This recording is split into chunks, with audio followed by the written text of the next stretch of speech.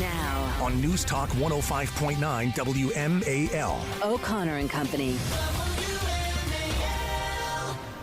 It's 7:06. It's O'Connor and Company on this fine Wednesday morning in your nation's capital. Thanks for joining us here and letting us be a part of your morning routine. Coming up at 8:05, the president of the D.C. Police Union, Greg Pemberton, pushing back on calls for the National Guard in the war zone that has become the District of Columbia. And at 8:35, Mark Morgan, he is the Commissioner of U.S. Customs and Border Protection under President Donald Trump.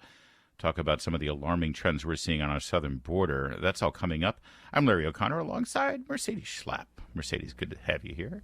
It's great to be with you, Larry. It's been quite an active morning. Yes, and we're only halfway done. There's plenty more to come. And let's get to that border crisis. As I said, we've got Mark Morgan, who used to actually be in charge of the policies down on the border when it was secure, and now it's not. And Jennie Taer is an investigative reporter at Daily Caller News Foundation, and she covers this like no one else out there. Thank you, Jennie, for joining us. I should say, you and a couple of others, including my friend Julio Rosas at Town Hall. You guys run into each other a lot down there, I'm sure. Thanks for joining us today.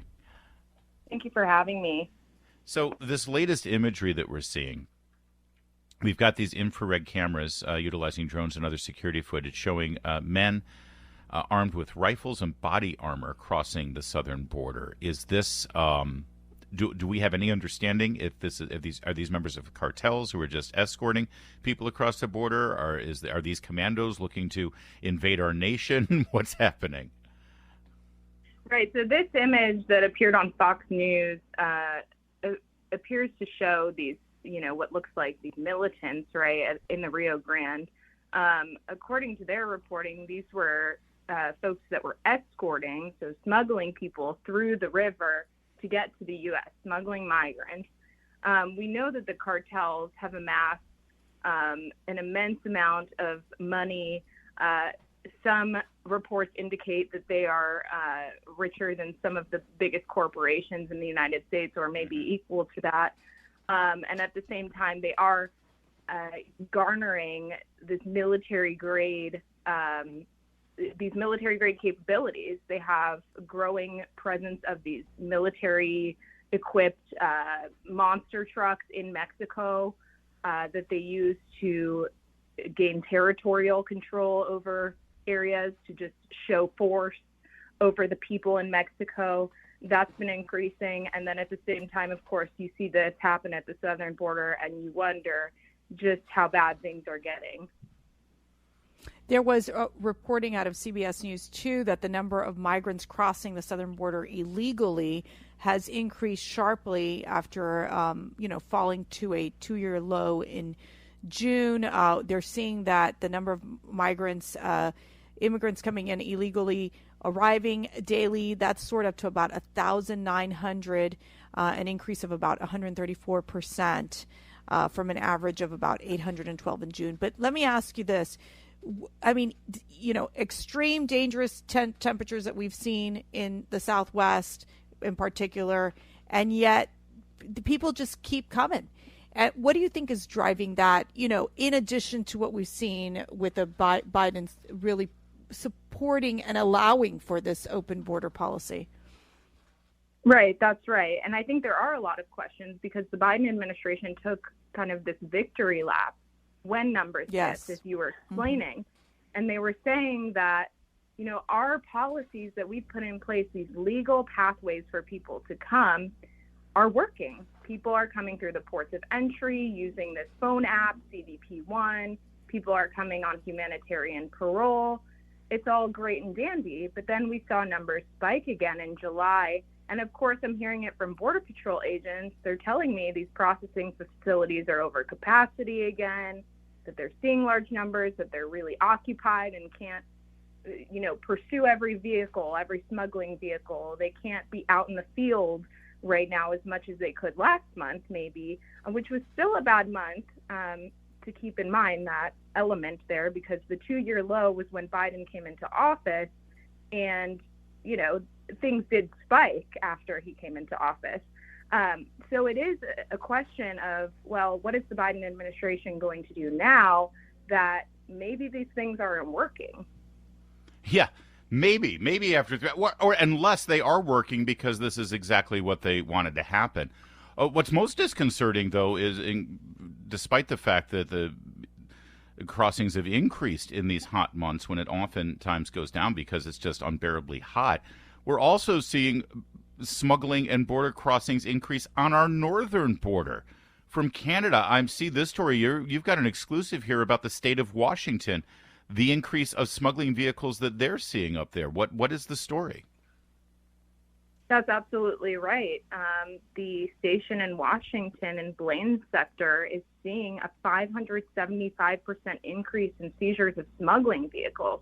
Now, what does this look like? Well, these are often, according to DHS sources I've spoken with, the migrants that are in the smuggling vehicles are either Mexican for the most part, Chinese, Indian. They're trying to get into the interior of the United States.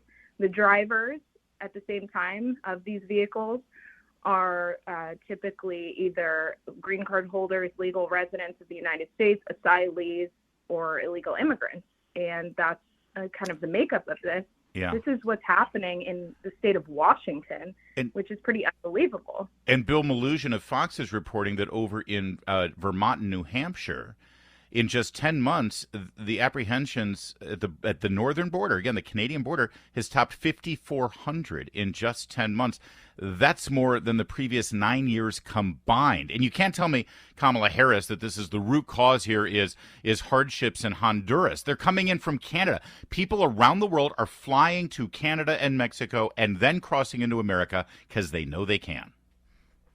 Absolutely. And there's a reason they can. And that reason is that Canada is very lax when it comes to visas for Mexicans especially, which is why they've seen a particularly large spike in Mexican migrants crossing south into the United States. Mexican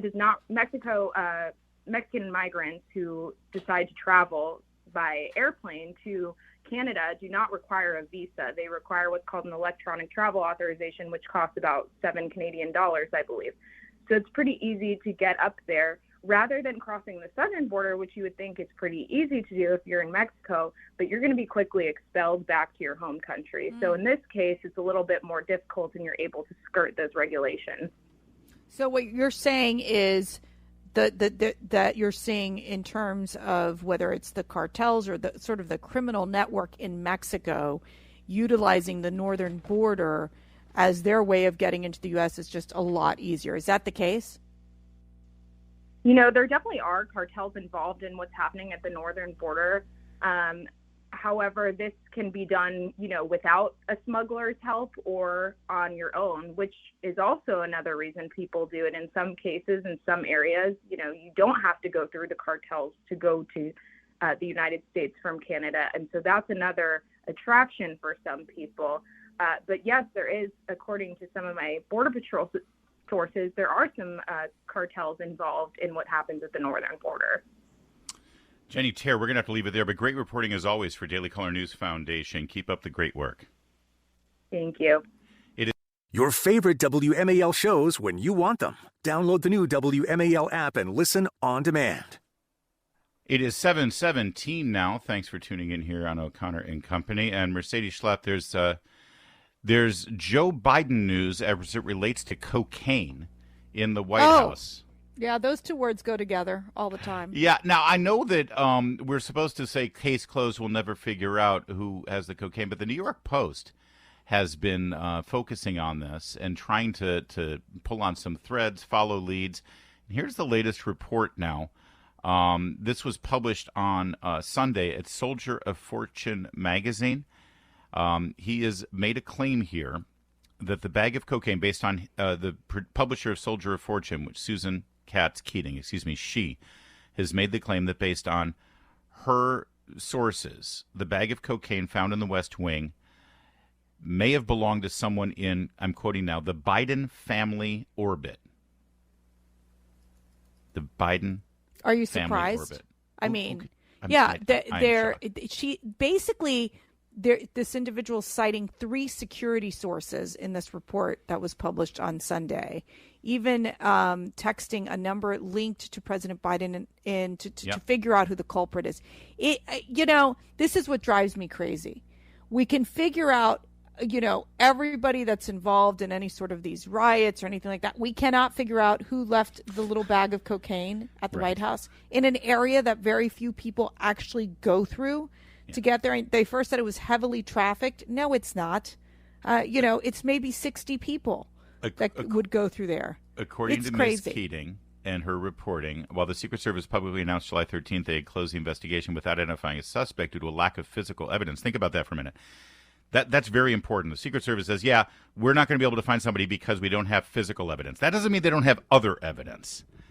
The authorities were able to... cameras there. They claim they were able to follow enough clues to come up with a name, and they were confident enough in their detective work to inform the commander-in-chief. So in other words, they told Joe Biden, the Secret Service told Joe Biden who they believe, based on their investigation, who they believe brought the cocaine in. So Biden knows who it is, but they're not allowing the information to be out. Of course not. They're going to cover it up, and that's what drives me crazy. If it would have been the Trump White House, they would still be investigating this. They claim it wasn't Hunter Biden, but it was somebody within the Biden family orbit. I'm blaming the dog. They sent that dog away. Commander? Yeah, they sent Commander away right away. The dog is like Biden's Secret Service, you know. Oh, he was acting like he was all coked up. So, anyway, and then you've got Joe Biden yesterday at the Grand Canyon. Joe Biden is, securing more Western land as federal territory, which is something that really annoys everybody on the. I hope Arizona's paying attention when he does this. His newest national monument is meant to block a uranium mining operation near the Grand Canyon because, we should really let China mine all of the precious metals and important elements in this country. But then while he was there, he had this curious thing to say. The Grand Canyon, one of the Earth's 9 wonders of the world. Literally. Think of that. It's amazing. Oh my gosh! He's the smartest man in Washington, D.C. Yeah, his staff must be like wonders of the world. First of all, I thought there were 7 wonders of the world. Number 1, right? Number 2, I don't believe the Grand Canyon is one of them. It's not, Larry. It's not, and I'm sure it drives his. They don't want him to go off the prompter because he will mess it up. It's that easy. It's that easy. Talking. That said, I know that it's going to make everybody feel good that we won't be mining for uranium, but uranium's necessary, it's needed, and if anyone's going to mine it, shouldn't it be us? And also, not Russia? Again, we need uranium, so what are we going to do? Get it from other people and from other countries? Here's Jesse Waters covering that yesterday. Now, why would Joe Biden block uranium mining? Uranium's used for nuclear power plants, nuclear-powered subs, electricity, no emissions. It's also used for radiation treatments to cure cancer. Curing cancer and reducing emissions are 2 of Joe Biden's biggest initiatives.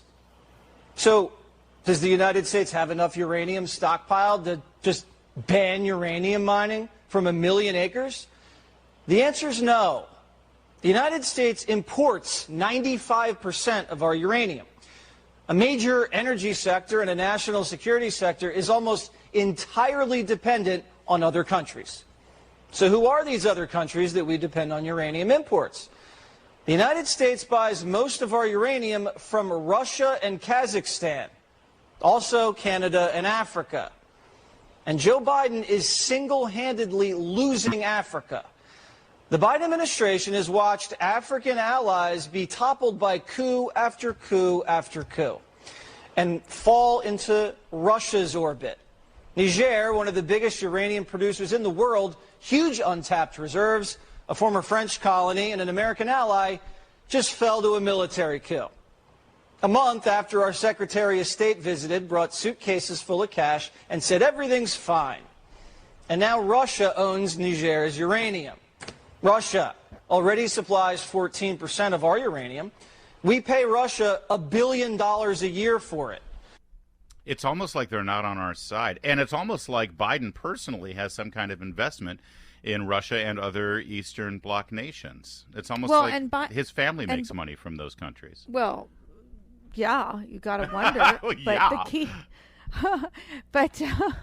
but you know, the other piece of this is that also Biden has said it's like he doesn't want any drilling, right? So he's going to weaken our stance in the world. Yeah. By making us more energy dependent, something that President Trump was able to make us energy independent.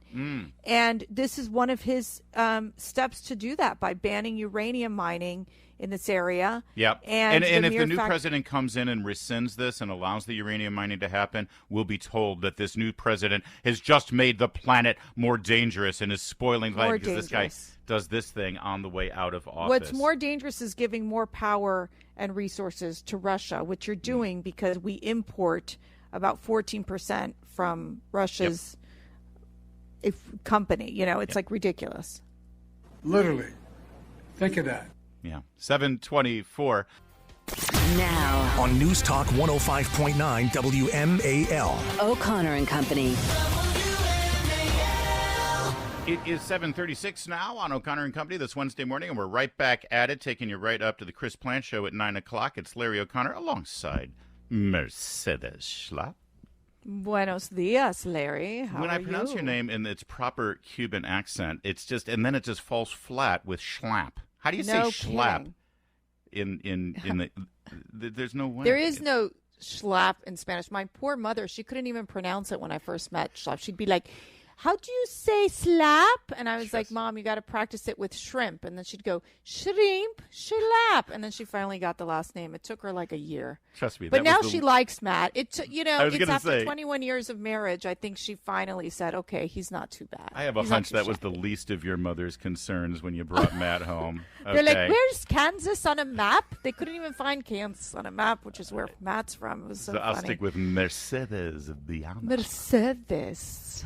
Coming up at 8:05, the president of the D.C. Police Union, Greg Pemberton, has a less cumbersome idea for the district council, now calling for the National Guard amidst the crime wave. No, maybe let cops do their job. And then at 8:35, speaking of letting cops do their job, how about enforcing the border? Mark Morgan, former commissioner of Customs and Border Protection, will be joining us. So, Mercedes, let's get a roundup here of what's going on with the presidential election. 2024 news abound. Let's start with the polling. The polling right now, you know, I keep pushing back on everyone saying, oh, it's over, it's Trump, it's Trump. And I say, oh, come on, there's a lot. We haven't even had our first debate yet. But I got to tell you, I think it's over. I mean, this latest... Asa Fever's not cutting it? Well, what? I think Asa Hutchinson, of course, is the only one who has a real shot. But this poll out of New Hampshire is devastating for anyone other than Donald Trump. This, according to the New Hampshire Journal, and this is great reporting by the brilliant Paul Bedard at Washington Secrets column, Washington Examiner. 62% would vote for Donald Trump if he were convicted. 57% would vote for Donald Trump, even if he's in prison on Election Day, and he currently leads the field 43% to 9%.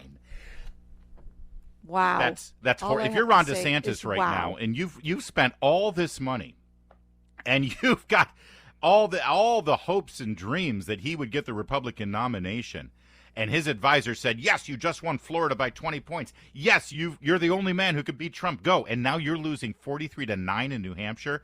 What a nightmare for the DeSantis It is. campaign. Well, I would say it's a nightmare for Ron DeSantis, and it's a nightmare for the donors that have been pouring in millions of dollars into his campaign. We talked about this earlier, Larry. Yeah. You never want to peak too early. Now, you're right by saying that it's still a little early, correct? Yeah. To during this time. But the reality is, with every indictment, Donald Trump gets stronger. Why? Because the base and the grassroots activists are so mad at the weaponization of the Department of Justice, of Joe Biden going after his political opponent. They see it for what it is. This feels more like a banana republic and what you would see in Latin America than, and they know that when you look at these cases and start breaking them down, especially the one in Washington, D.C., this is about indicting not just Donald Trump, but the ability to indict millions of people for free speech, for crying out loud. Yeah. You know, this is where we are, and they are furious. And I think the Democrats should be concerned because you are seeing Donald Trump continue to go up in the polls, even when he's critical of the prosecutors and the judges. What I don't understand is there is no downside for another Republican candidate to be as angry, if not angrier, than Donald Trump is about the weaponization of the FBI and the Justice Department. That doesn't mean you're saying, and that's why Donald Trump should be our next president. No, what you need to do is be just as angry as at the weaponization and the corruption we're seeing from the Justice Department, and then tell us how you're the only one who can fix it. Right? That's the message, and they don't get it. They still don't get it. We learned last week that DeSantis cut his campaign staff by 40%, and now we learned yesterday that he is replacing his campaign manager. He's putting in James Othmeyer, his longtime chief of staff, who has a close relationship with Governor DeSantis. Is this just rearranging the deck chairs on a sinking ship here, Mercedes? Well, or could this make a difference? You can only, quote unquote, reset so many times. And I think, I do think it's helpful to have someone that can look him straight in the eyes and say, Governor, this isn't working. We need to change in this direction, instead of being the yes man. I'm not saying that this other campaign manager was, but obviously DeSantis has had so many opportunities to shine. And yet his aggressive stance against Donald Trump's policies is falling so flat. It is not working. It is isolating any MAGA voter that would have potentially said, well, maybe Donald Trump, it's not his time again. We talk about this. But let me shift to DeSantis. They are turned off by DeSantis's campaign messaging. And I got to tell you, I think it's might be too late for DeSantis to fix the problem. I think that people are getting to know him and are not happy with how he has managed his campaign messaging. Well, and listen, if you can't manage a campaign, then you can't manage a country. And this I think is indicative of some concerns. And you're so right. I mean, I don't know any Republican voter who was sitting there saying, the biggest problem with the Trump presidency was his policies. What? And in fact, I mean, even Mike Pence isn't running on that. Even Chris Christie is running on, well, yeah, the policies were fine, but there's something flawed about the man, right? That's right. That's right. But then the key will become, and I want to get your opinion on this. I mean, do you think the Fox debate is going to matter? Good question. We've learned a little bit more about how that debate will be conducted and the rules for that debate, which will be 2 weeks from today. And we're going to get into that, and I will answer your question, Mercedes Schlapp, in just a moment. Right now, though, it's my opportunity to flex my ace of fever. I've got a political fever. He needs his own song. His own song. Only Ace of Fever. I know. Asa Hutchinson, according to Austin Barber, head of the Pro-Hutchinson Political Action Committee, there's a Asa Hutchinson PAC. Are you It's called serious? America Free and Strong. He says that Asa Hutchinson is absolutely the most experienced candidate in this race. I can think of somebody more experienced. The guy who's already been president. Yeah, that might be more experienced. Serious. I mean, the guy who was the governor of Arkansas. Thinking? Just saying. Yeah. He has qualified, by the way, polling wise. He is qualified for the debate in 2 weeks. Wait, Asa? But he doesn't have enough number. He doesn't have the donors yet. So we got to come on, guys. We got to get just throw him a few bucks, so we can get him over the threshold for the debate. We need Asa on that stage. But I do have to say, we did hear yesterday. It took him a long time. The former Vice President Mike Pence qualified for the first GOP debate. He's the 8th qualifier, and he was able to surpass the 40,000 donor requirement needed to be on stage for the first debate, and he cleared the polling threshold. But I got to tell you, one of the requirements I think that they need to really push is, are you going to support the GOP nominee? Yeah, tell me about it. Well, Chris Christie's not going to if it's Donald Trump. And Ronna McDaniel should make that a make or break. Absolutely, that should be done. Yes. Here's what the debate looks like if it were to happen today, and it's set for 2 weeks from now. North Dakota Governor Doug Burgum, Mike Pence, as you just mentioned, former New Jersey Governor Chris Christie, Senator Tim Scott, former UN Ambassador Nikki Haley, Vivek Ramaswamy, Governor Ron DeSantis, and, should he show up, former President Donald Trump. But that is still in question. Here are the details of how the debate will happen. It's 2 hours long, starting at 9 p.m., 2 weeks from today. It's going to be in Milwaukee. Moderators Martha McCallum and Brett Baer. Candidates will have no opening statements. Candidates will have 1 minute for answers and 30 seconds for follow-ups, and then 45 seconds for a closing statement. And they should also expect to have pre-taped questions from students, because Young America's Foundation is co-hosting this debate. So there will be college students, maybe high school students asking questions too. But I got to tell you, 1 minute for an answer.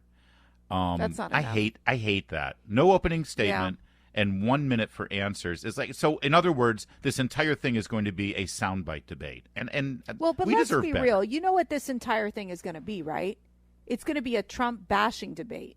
That's exactly what it's going to be, whether he shows up or doesn't show up.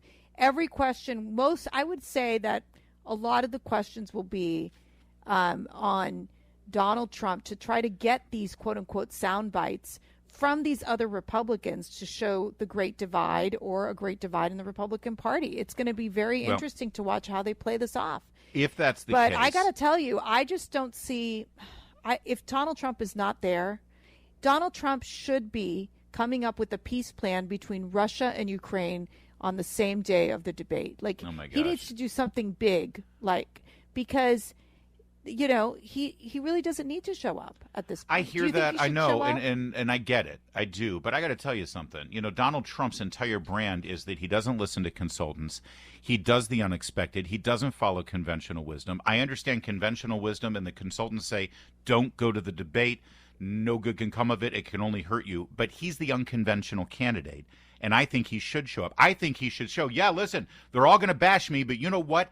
I'm willing to step into that lion's den and come out standing, come out even better than I was before. Show us that, Mr. President. I think that every Republican voter deserves the respect of having each candidate at these debates, whether you're in the lead or not. Here's the problem. We've seen time and time again. When you saw the Chris Wallace debate where it was Biden and Trump, it just wasn't a fair debate.